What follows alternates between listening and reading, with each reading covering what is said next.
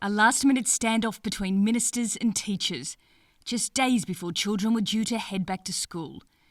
With COVID-19 infections surging, teachers' unions in England want the British government to keep all schools closed for another 2 weeks. That follows a policy reversal on London's primary schools, all of which will now stay shut after some areas had been told they could reopen. The reason? A second wave of the highly infectious B117 variant of COVID-19 has hospitals in London and South East England in crisis. London's St George's Hospital has almost doubled its number of intensive care beds. During the first COVID wave, obviously we were under a massive amount of pressure, but we are approaching that now, and we expect that over the next 2 to 3 weeks we are likely to exceed the numbers that we were looking after in the first COVID wave.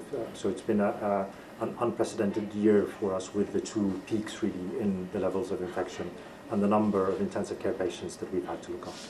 The latest study from Imperial College in London has found the new COVID-19 variant increases the reproduction rate of the virus, or how infectious it is, by between 0.4 and 0.7. So the November lockdown failed to reduce the R rate. In fact, it increased. The R rate is now estimated to be between 1.1 and 1.3, which means the number of new cases is growing. Bad news for frontline doctors. There's lots of patients in hospital who are not COVID patients. And there are also lots of COVID patients who are staying on regular wards and not needing to come to intensive care. And what that means is that the wards are full. The government says it's preparing to open a field hospital in a London exhibition centre. It was one of 7 set up during the first wave, but they've mostly sat empty.